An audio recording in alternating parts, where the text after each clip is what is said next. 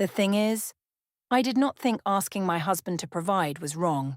2 shopping bags, 1 declined card, and no reason for everyone to stare at me like I was the problem. My mother said a wife should never have to beg for basic needs. My sister said Elias had trained me to feel guilty for wanting a better life. By Sunday night, he placed every receipt on the table and showed them what my basic needs had really cost. My name is Camilla Duarte.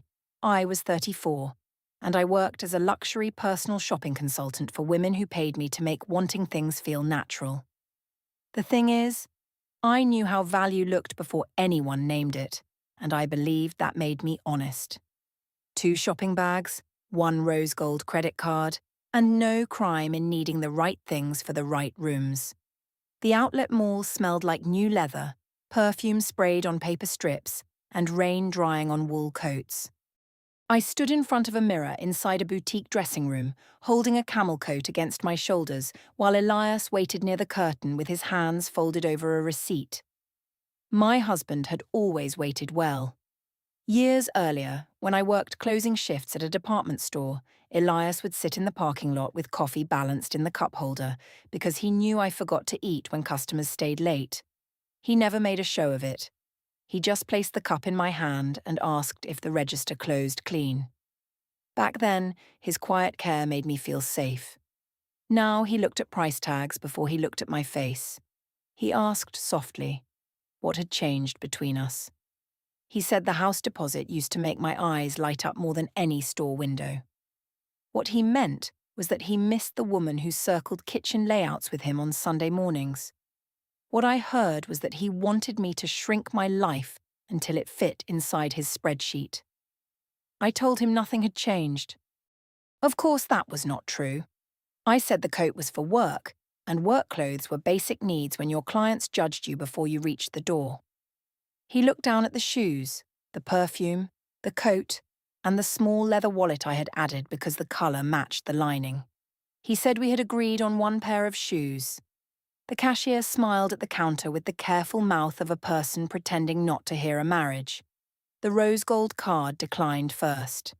Then it declined again. Elias stepped forward and offered his debit card for the shoes only. Necessary shoes, he said, not the whole pile. I heard cheap. I heard weak. I heard a husband making me stand under boutique lights while a teenager watched me put things back. When Ria texted asking if I bought the coat, I sent her a photo of the empty hanger. She wrote back that a woman should never feel poor beside her own husband. That sentence sat in my hand all the way home. Marisol's kitchen always smelled like onions frying in oil and the vanilla candles she lit when she wanted a house to look softer than it was. The thing is, my mother knew how to make a problem sound like a family emergency before anyone had finished sitting down. 1 cup of coffee, 2 women listening, and no reason to give every ugly detail its own chair. I told her Elias embarrassed me at the outlet mall. I did not say the card had declined because I had already used it for a hair appointment, a deposit on a styling workshop, 2 online courses, and a gym membership I kept promising to start. I did not say the coat cost more than our monthly grocery budget. I did not say Elias had paid for the shoes. Those details would have made the story messy. I needed the clean version. Marisol turned from the stove with a wooden spoon in her hand and asked if he had refused me in public. Lucia looked up from her phone before I answered. My sister had always loved any story where a man looked smaller by the end. I said he made me put back things I needed for work. Basic needs. That was the phrase I used because it sounded adult and hard to argue with. Marisol's mouth tightened. She said a wife should never have to perform poverty for a man who claimed to love her. Lucia asked if Elias thought I should meet wealthy clients dressed like a woman waiting for a coupon. I told them he had always been careful with money. I tried to say it like a defense, but my voice had already chosen sides. My mother said careful men could turn into small men if nobody corrected them early. Lucia said Elias wanted me grateful, not happy. Then she opened the family group chat and wrote that some husbands needed to learn the difference between budgeting and humiliating their wives. I should have stopped her. Instead, I watched the little message send. Ria texted while Marisol poured coffee. She said Elias had budget husband energy. I laughed because the phrase was ugly and precise. Then I repeated it to Lucia, and she typed it into the chat with 3 laughing faces. By evening, the story had grown without my help. Marisol had told my cousin Mateo that Elias refused to cover my basic work needs. Lucia had told her friend that my husband made me return clothes like a teenager asking permission. Ria sent a voice note saying men like Elias used money to train women into accepting less. The thing is, none of them asked what the coat cost. At home, our apartment hallway looked narrower than usual. Shopping bags stood by the door from older trips, folded but not thrown away. Elias was in his small home office, where the house deposit folder sat on the desk beside a calculator and a mug of cold tea. He had printed the mortgage pre-approval checklist. It was the kind of paper that made him look calm and made me feel watched. He asked, specific and factual, why I had told my family he refused my basic needs when he had paid for the shoes we agreed were necessary. He named the outlet, Mall, the declined card, and the transfer he had almost made before stopping himself. One named incident. One real question. What he meant was that our private finances had crossed into a room full of people who did not know them. What I heard was that he wanted to make my embarrassment illegal inside my own mouth. I told him everyone talked to family. I said if the truth made him look bad, maybe he should ask why it sounded true. He looked at me for a long second, not angry, which almost made it worse. Then he asked if I had called him budget husband energy. I told him it was a joke. He said jokes were strange when they needed a group chat to survive. That was his flaw. Elias could make one sentence feel like an invoice. He never yelled. He never slammed doors. He just placed the exact object on the table and waited for me to admit what it was. I said he was making everything heavy again. I said women were allowed to want better lives without being cross-examined by the man who was supposed to provide them. He did not answer at first. The house deposit folder sat open between us, and I could see the page where he had written our target number in blue ink. Under it were smaller notes. Deposit gap. Card balance. Savings transfer delayed. He closed the folder. That small movement changed the room more than a fight would have. Nadia called him later while I was in the bedroom. Elias took the call near the kitchen window. I heard his older sister ask if he was okay. I heard him say he was tired, which annoyed me because tired sounded innocent when he said it. Nadia had never liked watching him overgive.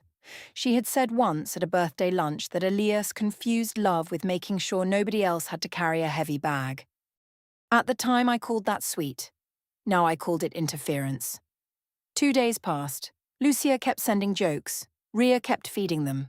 Mateo sent one laughing message, then nothing after that. On Thursday, I found a missed payment reminder in the trash. Elias must have taken it from the mail before I saw it. My name was on it, not his. The amount was not large enough to scare a person who wanted a better life, but it was large enough to look ugly under kitchen lights. I pushed it deeper under a coffee filter. When Elias came home, he noticed the trash lid had not closed properly. Quiet people see small things first. He did not reach for the reminder. He did not say my name. He only looked toward his office where the folder waited and put his keys in the bowl by the door. That night, I told Ria he was acting wounded. She wrote that wounded men loved becoming the victim after making women beg. I saved that sentence too. The restaurant had brass lamps over every table and windows that made the street look richer than it was. The thing is, anniversary dinners are dangerous when people arrive expecting proof. 2 menus, 1 private room, and no reason a wife should have to read prices like warnings. I had booked the room because Marisol said 3 years of marriage deserved something better than a kitchen table. Lucia said Elias needed an audience. Ria said she would come for 1 drink and leave if the atmosphere became too married. Elias reminded me before we left that we had agreed on a smaller dinner. He said the mortgage pre-approval needed clean accounts for another month. He said it gently, like a man trying not to wake a dog that had already bitten him. I heard a lecture. I wore a cream dress because cream looked expensive if you kept your shoulders straight. Elias wore the dark jacket I once said made him look serious. In the car, he asked if we could keep the night simple. I told him simple was not the same as romantic. He stopped at a red light and looked at the road ahead. The private room smelled like garlic butter, lemon peel, and the sweet perfume Lucia always wore too strongly. Marisol kissed Elias on both cheeks and told him he looked tired.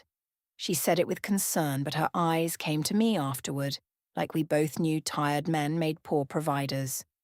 Matteo was there already, turning his water glass in slow circles. He joked that he hoped the food was better than the family chat. I smiled because everyone else smiled, but his eyes did not stay light.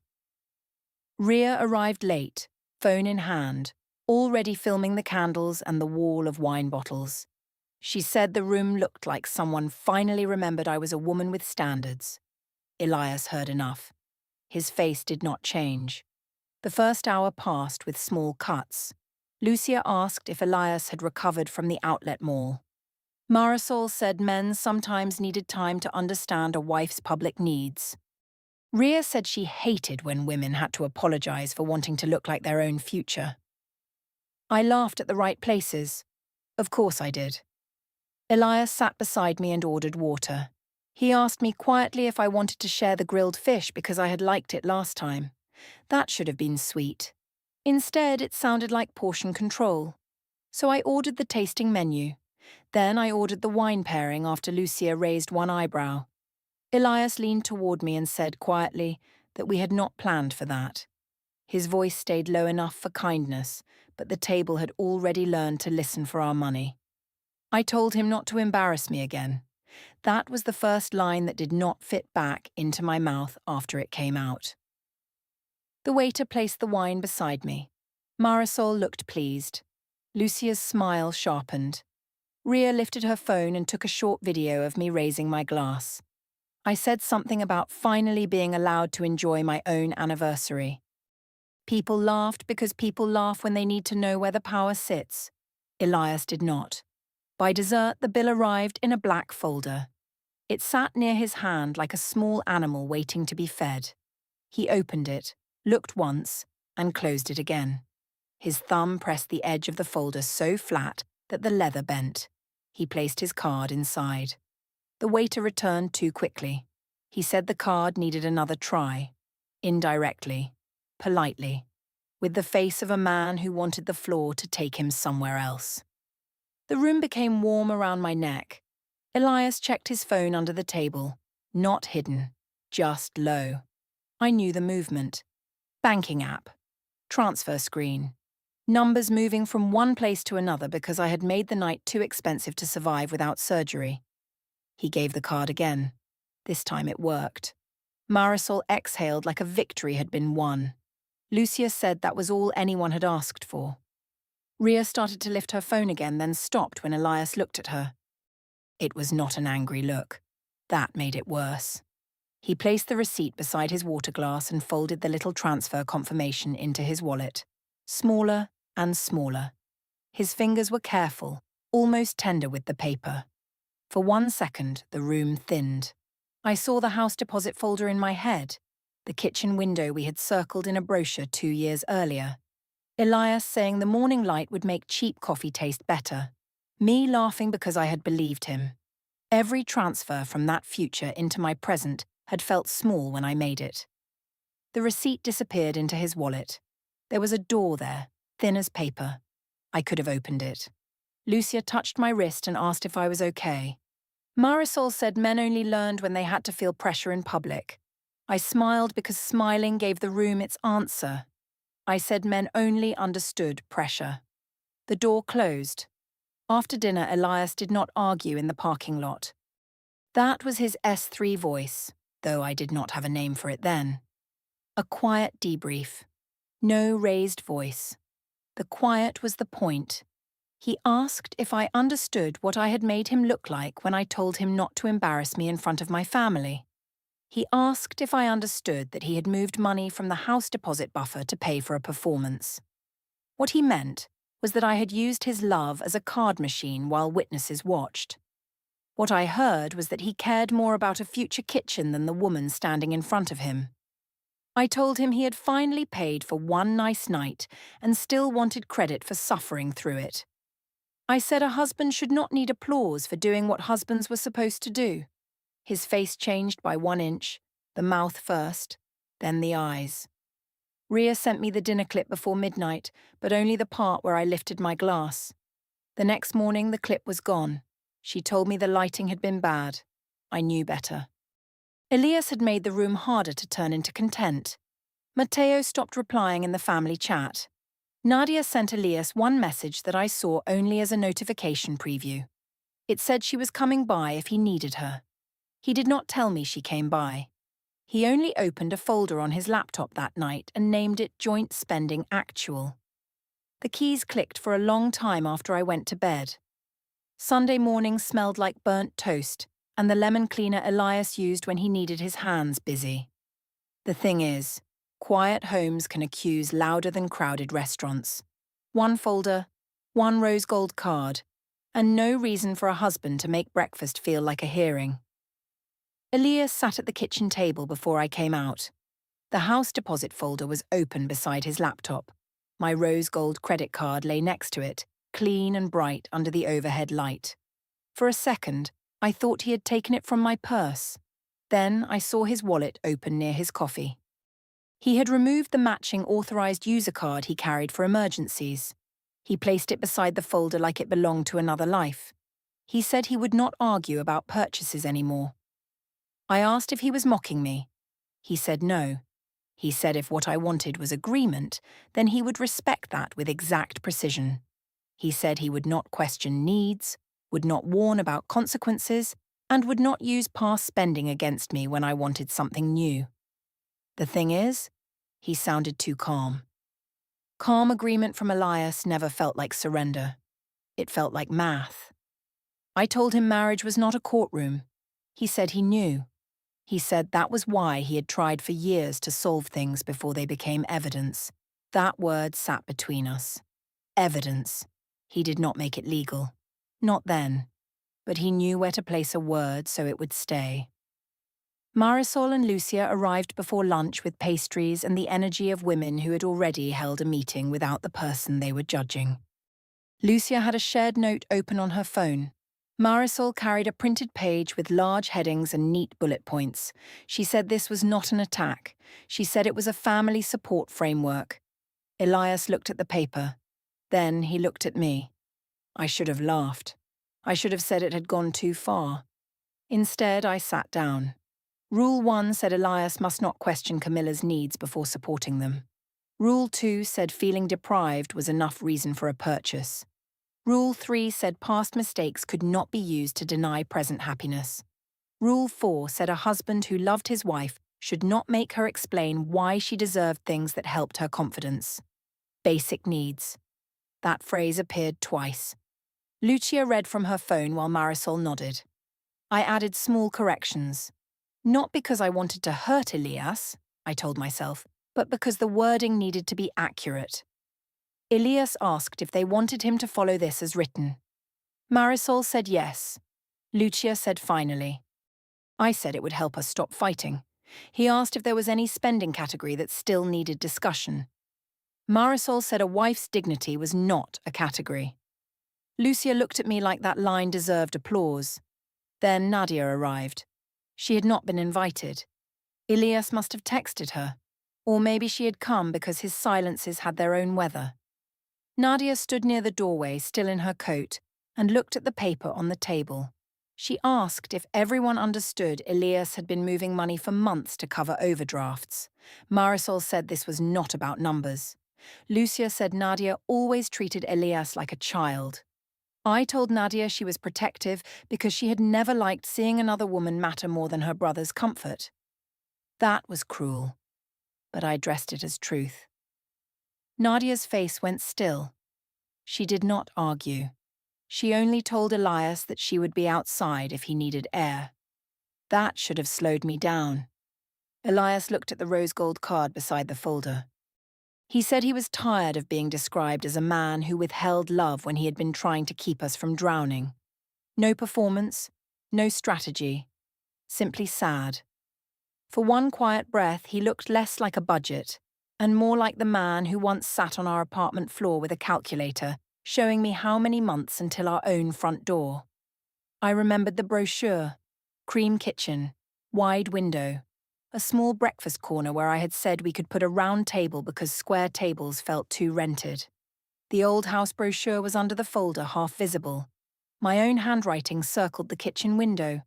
I looked at the card, then at the folder, then at the brochure.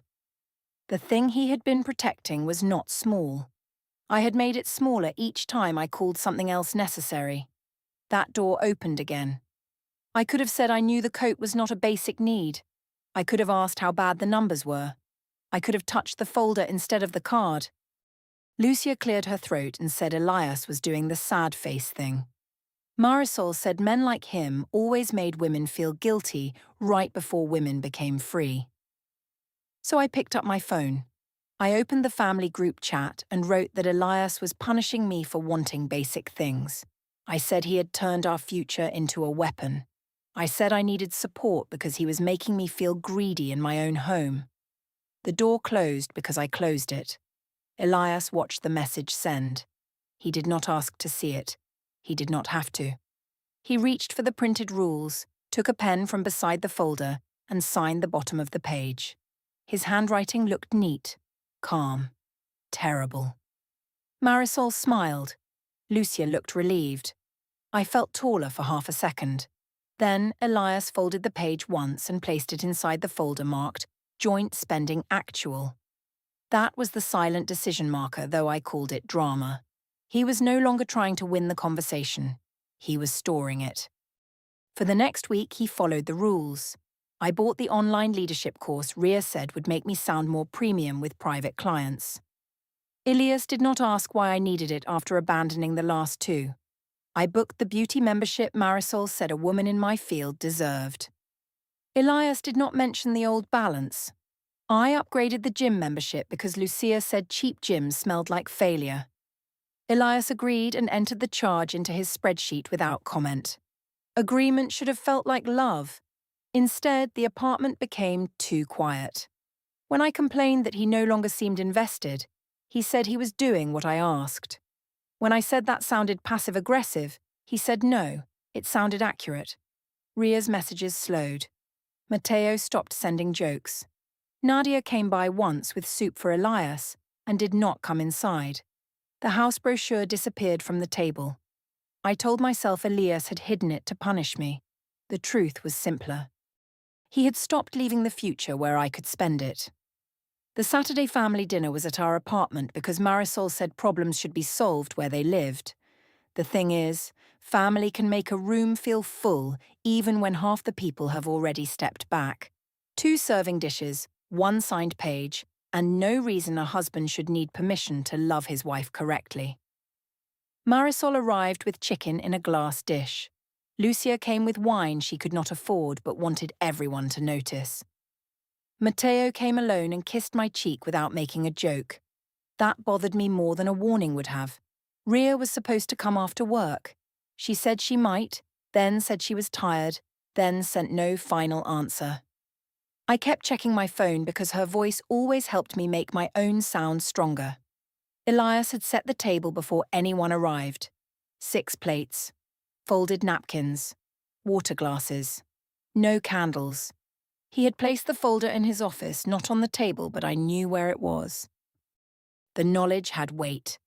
Dinner began with politeness so thin it tore under the first fork.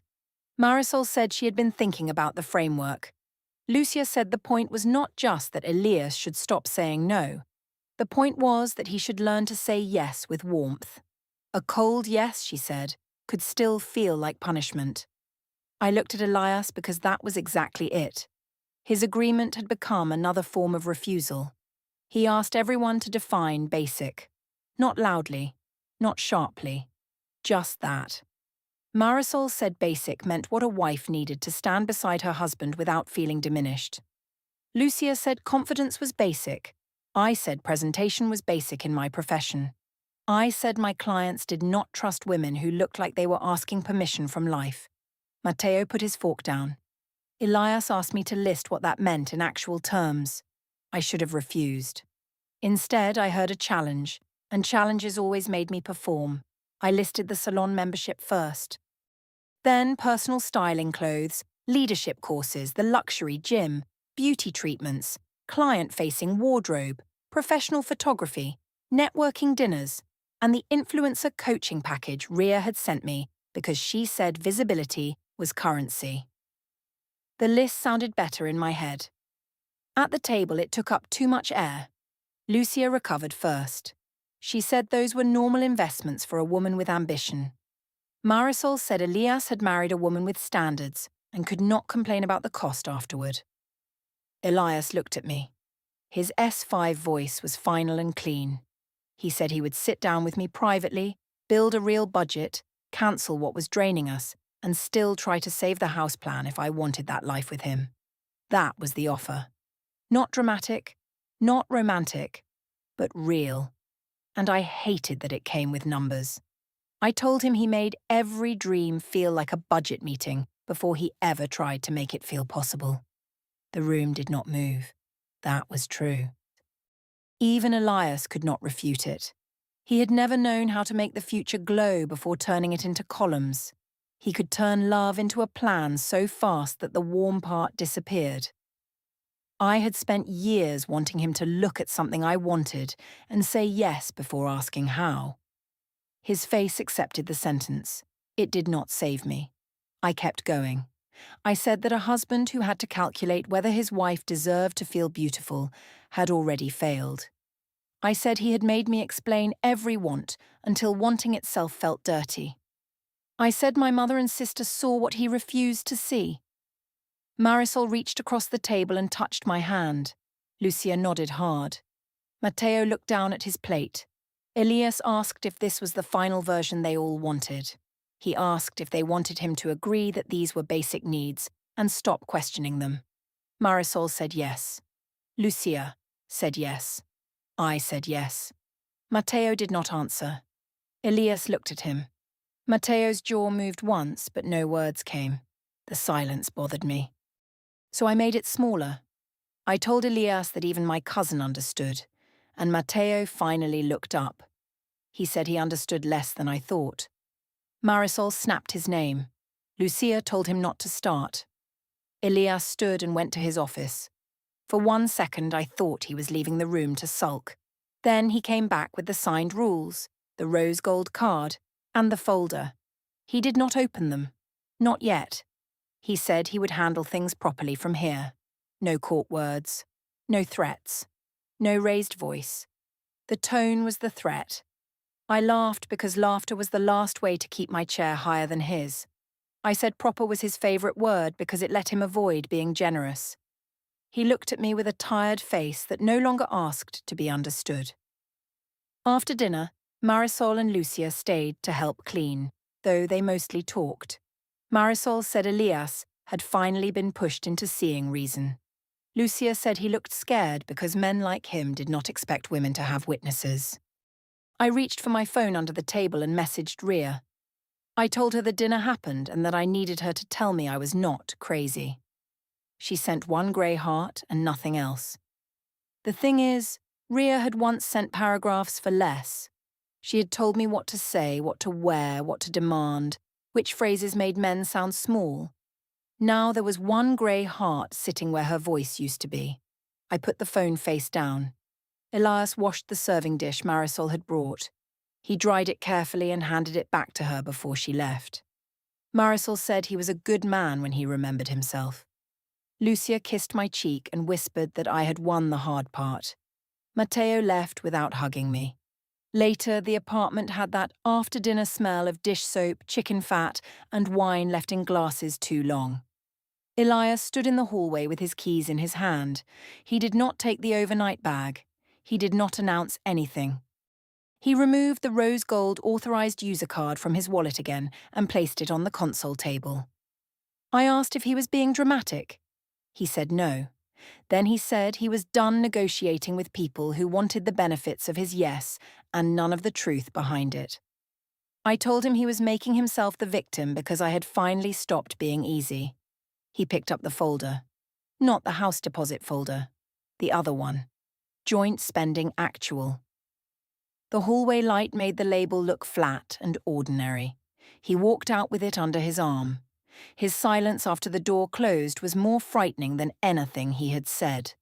The bank office smelled like toner, carpet glue, and the mint tea Priya kept in a paper cup beside her keyboard. The thing is, I went there expecting Elias to release money, not close doors. One glass wall, one envelope, and no reason a husband should bring his sister to a financial appointment unless he wanted an audience. Nadia sat beside him. She did not look at me first. Priya looked at the account file on her screen and asked me to confirm my name before she continued. Elias placed an envelope on the desk. I touched the corner of it with 2 fingers, then pulled my hand back and wiped my palm on my skirt. The paper was thick. Too formal for a bank mistake. Priya said she had to note that the joint credit line was under temporary restriction pending review and court instruction. Her voice was neutral enough to make arguing feel childish. Inside the envelope was a petition for dissolution of marriage with temporary financial restraining orders and request to freeze joint credit lines. The first hearing was listed for July 14, 2026. The pages named the anniversary dinner receipt, the family rule document, the screenshots from the group chat, the overdraft transfers, and 6 months of charges sorted by category. No secret evidence, no trick. Just my life written cleanly enough that I could not call it a mood. I told Priya that Elias was punishing me for wanting a normal wife's life. Priya said the bank could only discuss documented account activity. Nadia lowered her eyes. Elias did not. That evening, at Marisol's table, Elias placed the signed rules beside the printed charges. He showed the total for salon memberships, wardrobe, courses, gym upgrades, dinners, beauty treatments, and influencer coaching. Then he showed the house deposit before and after each yes. Marisol asked why he had not shown them earlier. Elias said I had made sure they only saw the part where he refused, never the part where he paid. Matteo asked if the numbers were real. I reached for my phone and opened Ria's name. No reply waited there. Later, Ria sent one message saying she never meant for it to become legal. Elias moved into Nadia's spare room while the court decided temporary use of the apartment. I lost access to the joint credit line and had to answer for my personal balances alone. Matteo stopped defending the family chat, Lucia deleted the dinner clip, and Marisol stopped saying basic needs. Ria stopped inviting me to boutique events after clients heard about the bank freeze. My manager removed me from high-spend client accounts after a vendor complained about unpaid personal styling invoices. The thing is, I thought the rose gold card meant I had a husband who could give me the life I deserved. It actually proved how often I spent the life we were building. He did agree in the end. He agreed so completely that there was nothing left for me to ask from him.